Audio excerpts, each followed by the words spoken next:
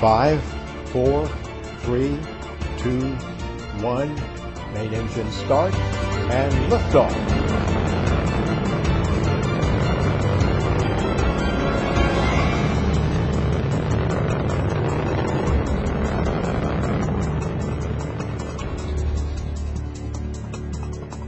Why do we send anything into space? Well, it turns out sending spacecraft into space has a major impact on your life, and in ways you may not have realized.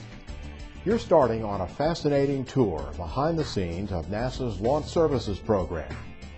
Have you ever wondered how we're able to monitor the weather and other forces at work on Earth? And how much effort did it really take to get the Mars exploration rover Spirit and Opportunity safely to the Red Planet?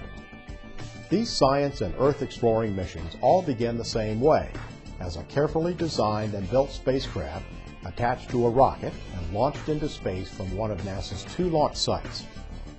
None of this happens overnight. Every mission is a product of years of challenging work. Every spacecraft must be designed, developed, built, tested, and prepared for launch. This work takes place at universities and NASA centers all over the country.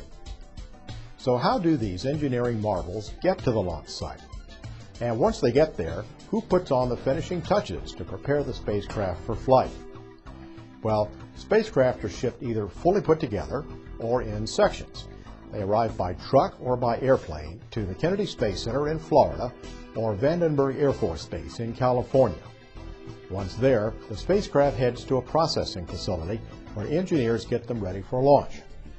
The processing facility is a clean room environment, and in the space business, the clean room goes a lot further than sweeping the floor. In fact, everyone working on the spacecraft in the clean room has to put on a special suit, affectionately known as a bunny suit, over their own clothing.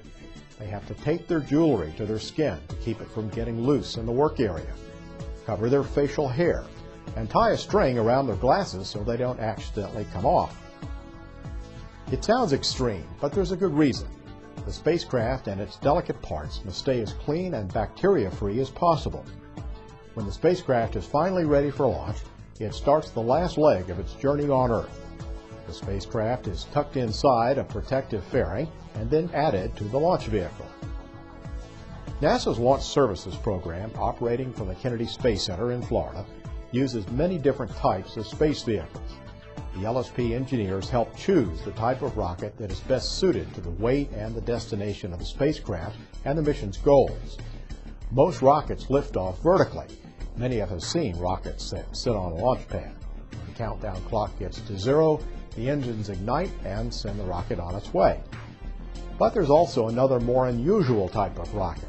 It's small enough to attach to the underside of a commercial airplane. The airplane flies to just the right place and the right altitude, and then drops the rocket, which lights its own engine and sends the spacecraft into space. As you can see, launching a space mission is no small job. It takes a lot of time and care to make sure that each and every spacecraft and launch vehicle is ready for the flight. But these missions help us live safer and healthier lives, and that makes everything worth it.